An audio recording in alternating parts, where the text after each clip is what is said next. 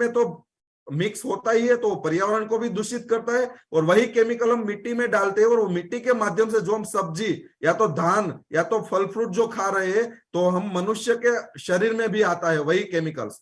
और पानी को तो वो ऑलरेडी दूषित करता है। और वही जो हम खेतीबाड़ी के अंदर जो भी फसल बोते हैं, तो हमारे जो जानवर होते हैं, गाय होती है, भैंस होती है, तो ये जानवर भी इनको खाते हैं, तो इनके ऊपर भी इनके हानिकारक इफेक्ट होते हैं, क्योंकि ये प्योरली केमिकल्स होता है।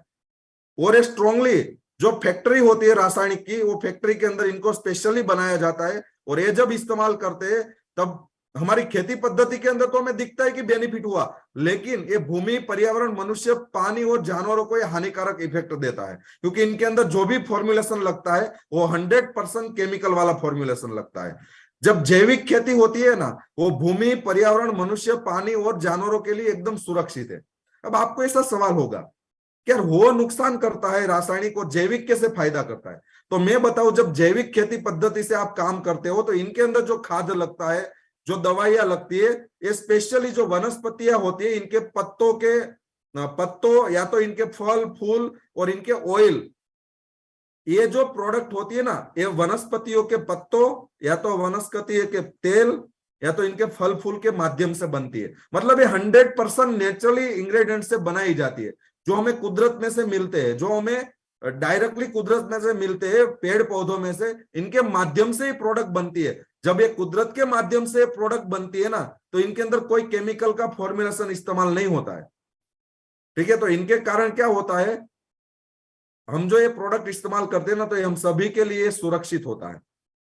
दूसरी बात, जब हम रासायनिक खेती पद्धति से खेती करते हैं ना, तो इनका जब हम दिन प्रतिदिन इस्तेमाल करते हैं, क्योंकि रासायनिक खेती के अंदर क्या होता है, हमने आज एक फसल बोई, ठीक है, ये सीजन के अंदर, मान लो कि हमने मानसून के अंदर एक फसल बोई है, तो जब मानसून खत्म हो जाएगा, जब विंटर आएगा, तो हम फिर से वो रासायनिक खाद हम डालते रहेंगे। ठीक है, तो बार बार रासायनिक खाद जब हम मिट्टी के अंदर डालते हैं ना, तो धीरे धीरे धीरे धीरे जो मिट्टी की उर्वरक क्षमता होती है ना, वो कम हो जाती है। क्यों? क्योंकि मिट्टी के अंदर जो नेचुरल इंग्रेडिएंट्स होते हैं वो केमिकल के साथ मैच नहीं हो पाते, और हम बार बार केमिकल डालते हैं, तो वो मिट्टी के अंदर नेचुरल इंग्रेडिएंट्स ही खत्म हो जाते हैं। क्योंकि पौधा सबसे पहले नेचुरल इंग्रेडिएंट्स लेने की कोशिश करता है, तो ज्यादा से ज्यादा हम केमिकल डालते हैं, नेचुरल तो डालते नहीं है। तो मिट्टी के अंदर जितने भी नेचुरल इंग्रेडिएंट्स होते हैं वो पौधा 1-2 सीजन के अंदर ले लेता है, फिर क्या होता है, वो मिट्टी के अंदर नेचुरल इंग्रेडिएंट्स बचते ही नहीं है, तो फिर जो बचता है वो 100% केमिकल बचता है। और 100% केमिकल जब बचता है, तो मिट्टी के अंदर इनका रिएक्शन होके ये क्या करता है, इनकी उर्वरक क्षमता को कम कर देता है। बहुत बार होता है ना, शुरू में हम केमिकल का इस्तेमाल करते हैं तो हमें उत्पादन अच्छा मिलता है, लेकिन हम 2 साल, 5 साल, 10 साल के बाद वही मिट्टी, वही जमीन है, वही हम बीज बोते हैं, लेकिन उत्पादन कम आता है। क्यों? क्योंकि इनके अंदर जो नेचुरल इंग्रेडिएंट्स है वो तो खत्म ही हो गया, तो इनके अंदर जो भी अब इंग्रेडिएंट्स बचे हुए हैं वो टोटली केमिकल वाले होते हैं, तो इनके कारण हमें नुकसान होता है। लेकिन जैविक खेती के अंदर क्या होता है, जब जैविक खेती आप करते हैं तो मिट्टी की उर्वरक क्षमता को बनाए रखता है, क्योंकि इनके अंदर कोई केमिकल फॉर्मुलेशन तो इस्तेमाल नहीं होता है। तो हर सीजन में जो मिट्टी के अंदर जो जैविक खेती के माध्यम से जो इंग्रेडिएंट्स जाते हैं, वो क्या करता है, जमीन के अंदर मिक्स होकर वो एक बॉन्डिंग बनाता है, और वही स्ट्रॉन्ग पौधा होता है वो अपनी जड़ों के माध्यम से वो पूरे पौधे में पहुंचा देता है। तो इनके कारण क्या होता है, उर्वरक क्षमता बनती है अच्छी वाली। उत्पादन के साथ साथ समय समय पर लागत बढ़ सकती है, क्योंकि रासायनिक खेती के अंदर क्या होता है कि हमने पहले साल रासायनिक खेती का इस्तेमाल किया, तो वो साल के अंदर तो मिट्टी के अंदर नेचुरल इंग्रेडिएंट्स थे ही, क्योंकि हमने पहले कोई गोबर वगैरह डाले होते हैं। तो क्या होता है कि पहली बार तो इनका अच्छा इस्तेमाल हुआ, तो पौधा तो सबसे पहले नेचुरली लेगा। अब हमने दूसरे साल फिर से केमिकल डाला, हमने नेचुरल तो कुछ डाला नहीं है, जैविक तो कुछ डाला नहीं है, तो पौधे जो मिट्टी के अंदर जितने भी नेचुरल थे वो पौधे ने ले लिए। फिर क्या हुआ कि हम ज्यादा उत्पादन लेने के चक्कर के अंदर हम ज्यादा केमिकल डालते रहे थे। पहले हम मान लो कि 1 एकड़ के अंदर हम 2 बोरी यूरिया डालते थे, अब ज्यादा उत्पादन के चक्कर में हम 3 बोरी डालने लगे, 2.5 बोरी डालने लगे। तो ज्यादा से ज्यादा हम केमिकल का इस्तेमाल करेंगे तो हमारा खर्च तो बढ़ता ही है, उत्पादन तो बढ़ता नहीं है, लेकिन हमारा खर्च बढ़ता रहता है। यहां पे क्या होता है, जैविक खेती आप जब करते हो, आप 3-4-5 साल जब आप जैविक खेती अच्छी तरीके से करते हो, तो धीरे धीरे आपका जो खर्च होता है ना वो कम हो जाता है। क्यों?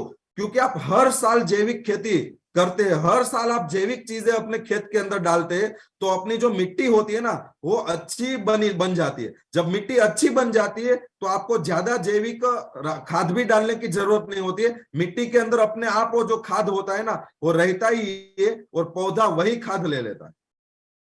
वहां पे क्या था, वहां पे उल्टा था, बार बार आपको बढ़ाना पड़ता था। यहाँ पे आपको एक टाइम के बाद आपको कम करते जाना होता है, तो आपकी लागत भी कम हो जाती है। ये जो रासायनिक खेती के माध्यम से क्या होता है कि हमारे जो भी अनुकूल कीट है, जैसे केचुए हो गए, ठीक है, जैसे केचुए हो गए, मधुमक्खियां हो गई, अन्य जो किसान हितैषी जानवर और पक्षियां है, ठीक है, तो इनके लिए ये केमिकल वाले ये जो रासायनिक खेती है ये हानिकारक है। आप देखना, जब आप रासायनिक ज्यादा इस्तेमाल नहीं करते थे वो टाइम पे आप देखना अपने खेत के अंदर केचुए, जो गुजराती में उनको हम अळसिया बोलते हैं, अळसिया बोलिए जी, जो केचुए होते हैं वो केचुए पहले दिखाई देते थे हमारी मिट्टी के अंदर, लेकिन हमने बार बार केमिकल डाल के वही केचुए को हमने खत्म कर दिया। अब आपको ऐसा लगेगा केचुए क्या काम करता है? केचुआ होता है हमारी जमीन को, जमीन की नमी को बनाए रखता है, और उनका जो मल मूत्र होता है वो जमीन को अच्छे इंग्रेडिएंट्स देता है, वो मिट्टी को इंग्रेडिएंट्स देता है, और वही इंग्रेडिएंट्स के कारण हमें और खाद डालने की जरूरत नहीं पड़ती है। लेकिन हमने केमिकल इस्तेमाल करके ये सारी चीजों को तो हमने खत्म ही कर दिया। केचुए को, मधुमक्खियों को, जो किसान हितैषी जो कीट है, इनको तो हमने खत्म कर दिया। तो जो नेचुरली रूप से जो हमें मिलता था, जो कुदरत में से मिलता था, वो चीज तो हमें मिलना बंद हो गई। लेकिन जब हम जैविक खेती करते हैं, ठीक है, हम जैविक खेती करते हैं तो हमारे जो मित्र कीट है, केचुए, मधुमक्खियां है, वो सुरक्षित बचते हैं। क्योंकि जैविक खेती के अंदर तो क्या होता है, कोई केमिकल तो, इनके कारण ये सारी चीज सुरक्षित रहती है। तो ये लोग, ये जो केचुए होते हैं, वो मधुमक्खियां, केचुए, कीट, वो जमीन को अच्छी तरीके से जो चीज चाहिए वो टाइम टू टाइम देते रहते हैं। क्योंकि इनके मल मूत्र में से जो चीज मिलती है मिट्टी को, वही चीज एक जैविक, तो रासायनिक जैविक खेती के अंदर ये दोनों अंतर है। आप अगर अच्छी तरीके से देखिए तो ये जो हम लोग खेती करते हैं ना रासायनिक वाले, तो ये लोग, हम लोग ऐसा बोलते हैं कि हमारा उत्पादन कम हो रहा है, खर्च बढ़ रहा है, तो इनका रीजन यही है। एक बहुत बड़ा ये षड्यंत्र है, ऐसा बोला जाता है रासायनिक खेती है ना, ये बहुत बड़ा षड्यंत्र है। क्योंकि आज से देखो, हमारे जो परदादा थे वो लोग तो आज से 200-500 साल पहले भी वहां पे क्या रासायनिक थी, फिर भी जैविक खेती के माध्यम से अच्छी तरीके से खेती तो हो ही रही थी ना। ये जब रासायनिक आया तो ये लोगों ने ऐसा षड्यंत्र रख दिया कि जो किसान का माइंड सेट ही बदल दिया, वो पूरा माइंड सेट ही और तरीके से बदल दिया है कि ऐसा ही हो गया कि जब रासायनिक नहीं डालेंगे तो उत्पादन नहीं आएगा। इतना खतरनाक माइंड सेट किया हुआ है कि इनके आप सोचो ही मत।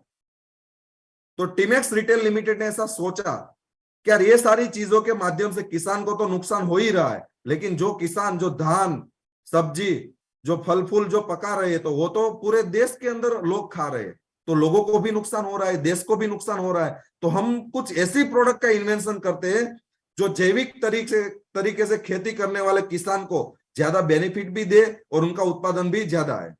तो अगर मैं टीमेक्स की बात करूं, टीमेक्स की प्रोडक्ट की, तो मैंने बोला था ना 3 तरीके से प्रोडक्ट होती है, एक मिट्टी के लिए होती है, एक पौधे के लिए होती है, और एक जो कीट के लिए होती है। तो मिट्टी के लिए हमने जो प्रोडक्ट बनाई हुई है भूमिवीटा, आपको नाम से ही पता चल गया होगा ये भूमिवीटा क्या है। जो हमारी मिट्टी को अच्छी बनाता है, कैसे अच्छी बनाती है वो मैं आपको थोड़ी डिटेल में बात करना चाहता हूं। ये जो भूमिवीटा जब आप इस्तेमाल करते हो ना, तो ये भूमिवीटा के अंदर जो हमने इंग्रेडिएंट्स डाले हुए हैं, तो वो इंग्रेडिएंट्स पौधों की जो पाचन क्रिया होती है इनको गति प्रदान करता है। जैसे हमारी इंसान की बॉडी की जो पाचन क्रिया होती है, जैसे हमारा पाचन अगर अच्छी तरीके से हो जाए तो हमारी बॉडी भी हेल्दी रहती है, हमारी बॉडी भी एनर्जेटिक रहती है। तो वैसे ही एक पौधा है, इनके अंदर भी एक जीव है। तो जब पौधे की पाचन क्रिया अच्छी होती है, जब पौधे की पाचन क्रिया को गति मिलती है, तो पौधा भी हेल्दी रहता है। जब पौधा हेल्दी रहता है तो इनके ऊपर लगने वाले फल फूल धान वो भी अच्छे लगते हैं। तो ये जो भूमिवीटा है ना, ये फायदा करता है। दूसरा, भूमिवीटा के अंदर हमने कुछ ऐसी चीजें डाली हुई है जैसे तुलसी है, ठीक है, गोबर है। तो ये जो सारी चीजें, तो इनके कारण क्या होता है, जो पौधे की जो इम्यूनिटी होती है, इनकी रोग प्रतिरोधक क्षमता होती है ना, वो बढ़ जाती है। तो इनके कारण क्या होती है, तो इनको रोग आने की संभावना बहुत कम हो जाती है, क्योंकि इनकी इम्यूनिटी अच्छी करता है। साथ ही साथ जो हमारे बॉडी के अंदर जैसे ब्लड सेल्स होते हैं, ठीक है, वैसे ही पौधे के अंदर हरित द्रव्य होते हैं, ठीक है, ग्रीन सेल्स होते हैं। तो ये भूमिवीटा जो पौधे के ग्रीन सेल्स को विकसित करने में मदद करता है। जब ग्रीन सेल्स अच्छा बन जाता है, जो हरित द्रव्य अच्छा बन जाता है, तो सूर्य प्रकाश के माध्यम से जो प्रकाश संश्लेषण की जो क्रिया होती है ना, वो अच्छी रहती है, ठीक है। फिर जो भूमिवीटा होती है ना, पौधे की जड़ें को मजबूत करने का काम करता है। जब पौधे की जड़ें मजबूत हो जाती है ना, तो मिट्टी के अंदर जो भी इंग्रेडिएंट्स है वो अच्छी तरीके से पौधा ले सकता है। और जो खाद इस्तेमाल करते हैं ना, इनका 100% इस्तेमाल हो सकता है। जब पौधे का जब जड़ें अच्छी हो जाती है ना, तो ये सारी चीज अपने आप मिलने लग जाती है पौधे को। भूमिवीटा का जो प्रयोग होता है 15-20 दिन के अंतराल में आपको करना होता है, इनसे आपकी पैदावार बढ़ती है। ये जो सारे धान पाक होते हैं, बागायती फसल होती है, तेलिया फसल होती है, सब्जियां होती है, इनके अंदर अधिकतम लाभ पहुंचाता है। इनके उपयोग में लिए गए घटक है अश्वगंधा है, चित्रकूट है, एलोवेरा है, सीवीड है, एरंड ऑयल है, अनारतोक है, ह्यूमिक एसिड है। ये जो मेन इंग्रेडिएंट्स है, इनके साथ भी और भी हमने वनस्पतियों के अर्क डाले हुए हैं। इनका उपयोग कैसे करना होता है? जो हमारा 15 लीटर का जो स्प्रे पंप आता है, जब हम दवा छिड़काव करते हैं, तो इनके अंदर हमें 40 ml भूमिवीटा मिलाकर हमें स्प्रे करना है। दूसरा, फसल को पानी देते समय पानी में मिलाकर भी इनका इस्तेमाल किया जा सकता है। 1 बीघा के अंदर 200 ml आप इस्तेमाल कर सकते हैं। ड्रेंचिंग भी आप इनका कर सकते हैं, जो पंप के माध्यम से हम करते हैं। लेकिन सबसे ध्यान रखने की जो बात है ना, जब आप स्प्रे पंप के अंदर इनका इस्तेमाल करते हैं, तो सबसे पहले आपको बाल्टी के अंदर पानी लेना है 4-5 लीटर। वो 4-5 लीटर पानी के अंदर आपको 40 ml भूमिवीटा डालनी है। फिर इनको अच्छी तरीके से लकड़ी से हिलाना है। जब वो मिश्रण तैयार हो जाए, बाद में आपको पंप में डालना है और बाकी बचा पानी ऐड कर देना है। फिर इनका छिड़काव करना है। ज्यादातर किसान गलतियां क्या करते हैं, डायरेक्ट ही पंप के अंदर दवाइयां डाल देते हैं। डायरेक्ट ही पंप के अंदर दवाइयां डाल देते हो, तो वो अच्छी तरीके से मिलते नहीं है। जब अच्छी तरीके से दवाइयां मिलती नहीं है, तो क्या होता है, तो इनका जो रिजल्ट मिलना होता है वो रिजल्ट अच्छा मिलता नहीं है। तो ये ध्यान रखना है। और जब भूमिवीटा का जब आप इस्तेमाल करते हो, तो जब आप मान लो कि आप फसल बोने वाले होते हैं, या तो आप बीज बोते हैं, ठीक है, वो बीज बोते वक्त जब पहला पानी देते हो ना, तो पहले पानी के साथ आप भूमिवीटा दे सकते हो, ठीक है। पहले पानी के साथ आप भूमिवीटा दे सकते हो। अगर आपने पहले पानी के साथ भूमिवीटा नहीं दी है, तब तो दूसरा ऑप्शन ये है, जब आपने फसल मतलब जब आपने बीज बो दिया, इनका 15 दिन हो जाता है, 15 दिन हो जाता है, तब क्या होता है कि इनके अंदर से जो बीज में से पौधा बाहर निकल जाता है। जो 15 दिन के बाद आपको क्या करना है, भूमिवीटा का स्प्रे करना है, स्प्रे पंप के माध्यम से, ठीक है।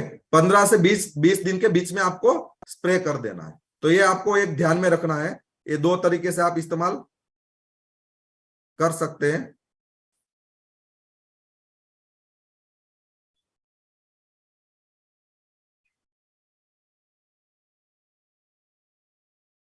ये हमारे पास 250 ml और 500 ml में अवेलेबल है। दूसरी चीज धरतीवीटा। ये धरतीवीटा भी स्पेशली मिट्टी के लिए हमने बनाई हुई है। ये धरतीवीटा में क्या फायदा पहुंचाती है, ये मिट्टी की उर्वरता और उत्पादकता को बढ़ाता है। बहुत बार क्या होता है कि हम खेतीबाड़ी में मेहनत तो करते हैं, लेकिन मेहनत के हिसाब से हमें रिजल्ट नहीं मिलता है, ठीक है, हमें आउटपुट नहीं मिलता है, हमें उत्पादन नहीं मिलता है। तो ये जो धरतीवीटा है ना, स्पेशली ये मिट्टी की उर्वरता को तो बढ़ाता है, मिट्टी को तो अच्छी बनाता ही, लेकिन साथ ही साथ वो फसल की उत्पादकता को भी वो बढ़ाता है। फिर जो हमारे पौधे के ऊपर जो फल और फूल लगते हैं, इनको ग्रोथ करने में मदद करता है, इनका विकास करने में मदद करता है। बहुत बार क्या होता है कि जो पौधे के ऊपर जो धान लगता है, फल लगता है, फूल लगता है, इनकी साइज बहुत छोटी रह जाती है। वो छोटी साइज रहने के कारण क्या होता है, जो वेट मिलना चाहिए वो वेट हमें नहीं मिलता है। तो ये जो क्या करता है, ये फल और फूल को ग्रो करने में मदद करता है। फिर हमारी जो धरतीवीटा है ना, इनका मेन बेनिफिट ये है, ये मिट्टी को शुद्ध करता है। और जब मिट्टी के अंदर जितने भी केमिकल्स है, केमिकल को डिटॉक्सिफाइंग करके वो निकाल देता है। क्योंकि इनके अंदर हमने स्पेशली फुलविक एसिड डाला हुआ है, और फुलविक एसिड का काम होता है मिट्टी को शुद्ध करे, मिट्टी के अंदर जो भी हानिकारक केमिकल्स है इनको दूर करे। जब हानिकारक केमिकल्स दूर हो जाएंगे तो हमारी मिट्टी के अंदर फिर से वो जो केचुए हैं वो काम करने लगेंगे। अब मिट्टी के अंदर फिर से केचुए आ जाएंगे तो मिट्टी को नेचुरली रूप से खाद मिलना शुरू हो जाएगा। ठीक है, तो ये काम हमारी धरती विटा करता है। ये धरती विटा के अंदर मेनली हमने पोटेशियम ऑक्साइड लिया हुआ है, फुलविक एसिड लिया हुआ है और ह्यूमिक एसिड लिया हुआ है। जो पोटेशियम ऑक्साइड है ना, वो इनके जो जड़ें होती है, जड़े को तो मजबूत बनाती है, साथ ही साथ फल फूल के अंदर भी ये काम करता है। ठीक है, फुलविक एसिड क्या करता है, मिट्टी को शुद्धिकरण करता है, और ह्यूमिक एसिड मिट्टी की नमी को बनाए रखता है। तो ये फॉर्मुलेशन हमने ट्रिपल फॉर्मुलेशन डाला हुआ है ताकि ये फल फूल के साथ साथ मिट्टी को भी हेल्दी रखे। इनका यूज आप कैसे कर सकते हो, जो हमारा 15 लीटर का जो पंप होता है स्प्रे करने का दवा का, इनके अंदर आप 10 ग्राम धरती विटा डाल के आप स्प्रे करो, या तो आप जो मिट्टी के अंदर डायरेक्ट ही मिला सकते हो। 1 एकड़ के अंदर आपको 1 किलोग्राम धरती विटा मिट्टी के साथ, या तो जो आप गोबर जो जैविक खाद जो आप रखते हैं, जो गाय भैंस का गोबर, इनके अंदर भी आप मिला के आप इनका छिड़काव कर सकते हो मिट्टी के अंदर ही। लेकिन ध्यान ये रखना है, जब शुरुआत करने वाले होते हैं, जब आप बीज बोने वाले होते हैं, वो टाइम पे आपको धरती विटे का इस्तेमाल करना है। आप पानी देते समय भी इस्तेमाल कर सकते हो। फसल बोने से 10 दिन पहले भी अपनी मिट्टी के अंदर, आप पूरे खेत के अंदर 1 एकड़ के अंदर 1 किलोग्राम अगर आप ये धरती विटा वैसे ही आप जैसे खाद कर दो तो भी चलेगा। ठीक है, तो ये आप 2 तरीके से इस्तेमाल कर सकते हो, स्प्रे पंप के माध्यम से भी कर सकते हो, या तो आप मिट्टी के अंदर डायरेक्ट मिला के भी इनका इस्तेमाल कर सकते हो। हर 20-25 दिन के अंदर भी आप इनका इस्तेमाल कर सकते हो। और स्पेशली मैं बोलूं, जो भी हमारे किसान भाई है जो फल फूल की खेतीबाड़ी कर रहे हो और सब्जी की खेतीबाड़ी कर रहे हो, स्पेशली जो लोग फल फूल और सब्जी की खेतीबाड़ी करते हो, इनको तो हर 15 या 20 दिन के अंदर एक बार धरती विटा का इस्तेमाल करना ही चाहिए। क्योंकि फल फूल और सब्जी के अंदर जो साइज होती है ना, वो मैटर करती है, और ये बहुत ही अच्छी साइज देता है क्योंकि इनके अंदर हमने इंग्रेडिएंट्स ऐसे डाले हुए हैं। ठीक है, उपयोग करने से अगर आप स्प्रे पंप में इस्तेमाल करते हो तो सबसे पहले बाल्टी के अंदर पानी के अंदर आपको मिश्रण बनाकर बाद में आपको इस्तेमाल करना है, जो मैंने भूमि विटा में बताया था। ये 1 किलोग्राम के पैकेज के अंदर है। ये हमें सस्ता भी कैसे पड़ता है वो मैं आपको बताऊं। जैसे धरती विटा 1 किलो है, इनकी कीमत 700 रुपए है। तो हमारे जो 15 से 16 लीटर का पंप है, इनके अंदर आप 10 ग्राम का इस्तेमाल करें, ठीक है, तो इनका मतलब ये हुआ 1 किलोग्राम में से आपको 100 पंप मिलेगा। तो हमारा जो एक पंप है वो 7 रुपए में हमें पड़ता है। अगर हम 1 एकड़ के अंदर हम अगर 6 पंप का इस्तेमाल करते हैं ना, तो भी हमें 50 रुपए से कम में ये हो जाएगा, जो कोई भी केमिकल वाला भी इतना सस्ता नहीं हो सकता, इतना ही सस्ता पड़ता है। और ये एकदम बेसिक चीज है धरती विटा, क्योंकि इनके इंग्रेडिएंट्स है ना, जो हमने पोटेशियम ऑक्साइड डाला हुआ है, फुलविक एसिड और ह्यूमिक एसिड, जो हमारी मिट्टी और पौधे, सीएनसी, जो 3 महीने वाली सीएनसी और 11,000 की पैकेज वाली सीएनसी, अगर आप वो करते हो ना, तो ये तो आपको 7 रुपए की जगह 4 रुपए में पंप पड़ेगा। तो ये सस्ता भी है, ऐसा नहीं है कि टीमेक्स ने महंगा प्रोडक्ट रखा है बाद में बेच रहा है, ऐसा नहीं है, ये सस्ता भी है। तो आप किसान को ये भी आप बता सकते हो। तो मैंने मिट्टी के लिए बता दिया, अब मैं बता रहा हूँ पौधे के लिए। जब हमारी मिट्टी अच्छी हो जाती है, बाद में बात आती है पौधे की, क्योंकि पौधा जितना हेल्दी होता है उतना इनके अंदर फल फूल और धान लगता है। ठीक है, तो इनका जो ग्रो करने के लिए हमने वृद्धि विटा प्रोडक्ट बनाई हुई है। नाम के ऊपर, नाम से ही हमें पता चल जाता है ये वृद्धि के लिए है। ठीक है, छोड़ का तुरंत विकास और वृद्धि के लिए प्रोडक्ट है। इनसे हमें क्या बेनिफिट होता है, तो वृद्धि विटा से जो फसल और पौधे का विकास तो होता ही है, साथ ही साथ इनका फलल प्रजनन होता है। मतलब बहुत बार क्या होता है, पौधा तो हेल्दी बन जाता है लेकिन इनके ऊपर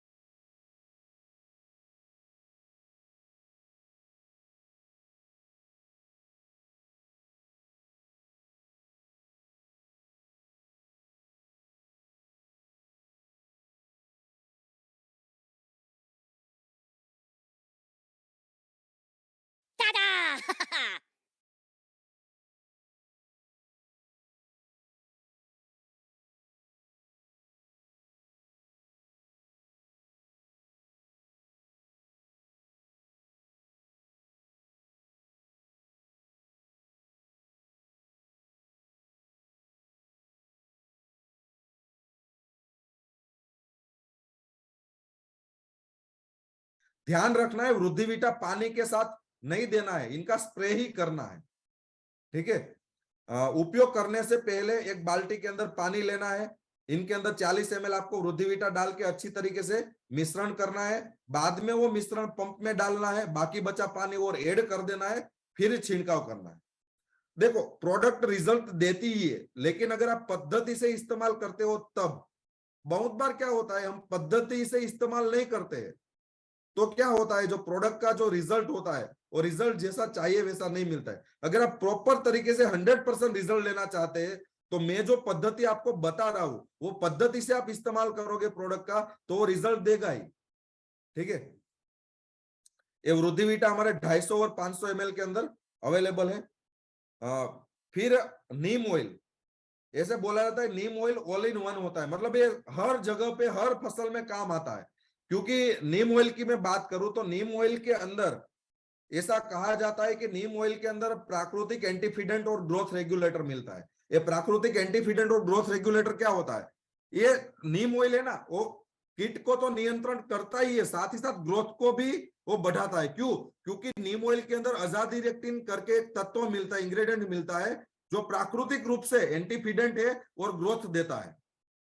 और साथ ही साथ जो रस सूचने वाली जितनी भी जीवात आती है, ऐसा कहा जाता है निमोटेड्स के नियंत्रण के अंदर ये बहुत ही कारगर है। ऐसे रस सूचने वाली 1200 से ज्यादा जो कीट होते हैं, इनके ऊपर नीम ऑयल नियंत्रण करता है। आप सोचो, 1200 से ज्यादा कीट के ऊपर ये नियंत्रण करता है। ये साइंटिफिकली प्रूव हो चुका है, रिसर्च के बेस से प्रूव हो चुका है, क्योंकि नीम के अंदर ऐसे इंग्रेडिएंट्स मिलते हैं। तो नीम ऑयल दो काम करता है, कीट को तो नियंत्रण करता ही है, साथ ही साथ ग्रोथ प्रदान करता है। तो मेरा तो ऐसा मानना होता है कि जो भी आप दवाइयां का छिड़काव कर रहे हो, इनके अंदर आप ज्यादा नहीं, लेकिन आप 15-20 ml अगर नीम ऑयल भी मिक्स कर देते हो ना, जैसे वृद्धिवीटा है तो इनके अंदर आपने नीम ऑयल मिक्स कर दिया, भूमिवीटा के अंदर नीम ऑयल मिक्स कर दिया, या तो हमारी जो भी बायो रक्षक है इनके अंदर आपने नीम ऑयल मिक्स कर दिया, तो ये क्या होता है, एक सपोर्टर के रूप में काम करेगा नीम ऑयल। क्योंकि नीम ऑयल इतना महंगा नहीं आता है, लेकिन एक काम बहुत ज्यादा करता है। तो आप ऐसे हर प्रोडक्ट के साथ इनका इस्तेमाल कर सकते हो। और अगर आप सिर्फ आप नीम ऑयल का इस्तेमाल करना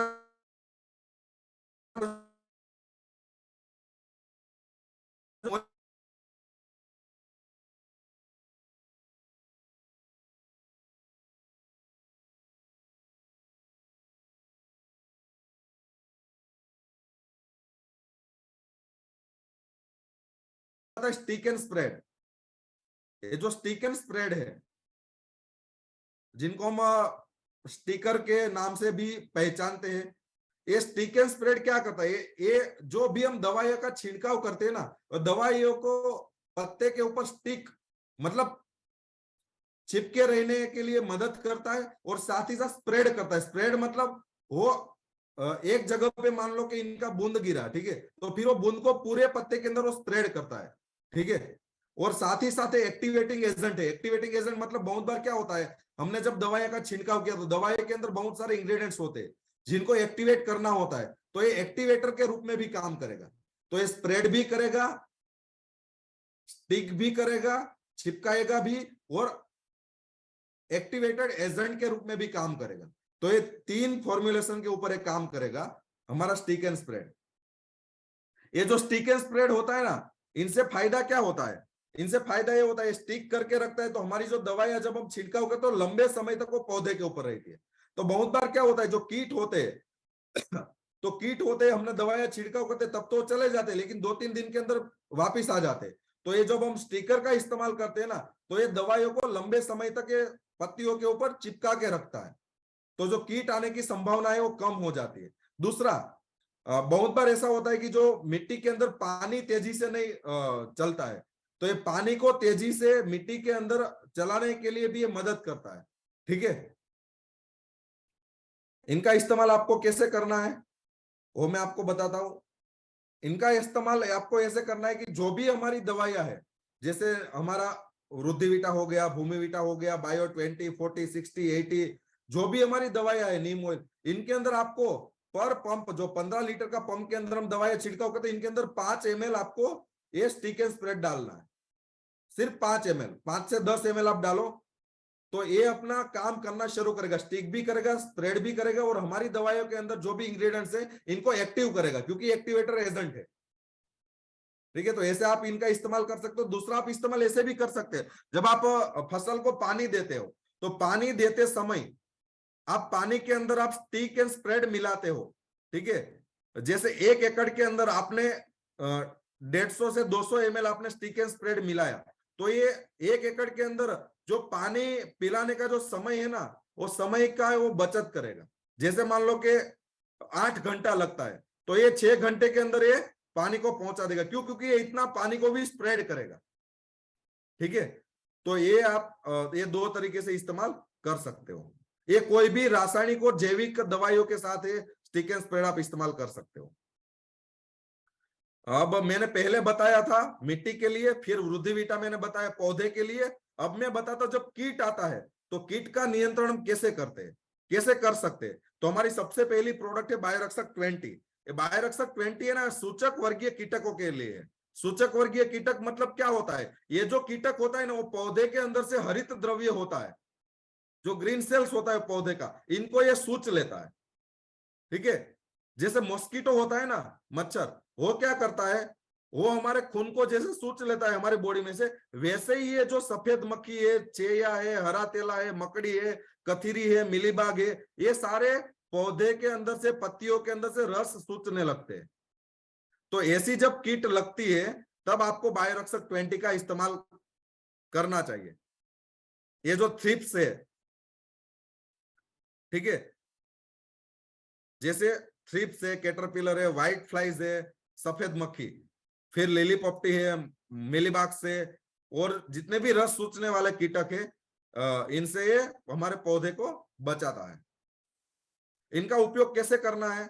इनका उपयोग करना है 15 लीटर का जो स्प्रे पंप आता है, इनके अंदर 40 ml आपको बायोरक्षक 20, 15 ml हमारा नीम ऑयल, ये दोनों मिक्स करके आपको छिड़काव करना है। लेकिन सबसे पहले ध्यान ये रखना है, पहले बाल्टी में 5-6 लीटर पानी ले लो, वो पानी के अंदर आप 40 ml बायोरक्षक 20 और 15 ml नीम ऑयल डालो, और अच्छी तरीके से इनको हिलाओ लकड़ी से। जब वो मिश्रण तैयार हो जाए, बाद में वो मिश्रण आप पंप के अंदर डालिए, बाकी का पानी ऐड कर दीजिए, स्टिकर डाल दीजिए, फिर आप छिड़काव करें। और हो सके तो अर्ली मॉर्निंग, सुबह में या तो शाम के वक्त आप इनका छिड़काव करें। ज्यादा जब धूप होती है दोपहर में, वो टाइम पे आप छिड़काव मत करिए, क्योंकि वो टाइम के अंदर क्या होता है, जो हमारा पौधा होता है वो भी इतना फ्रेश नहीं होता है, और वो टाइम पे जो कीट होते हैं वो भी इतने पौधे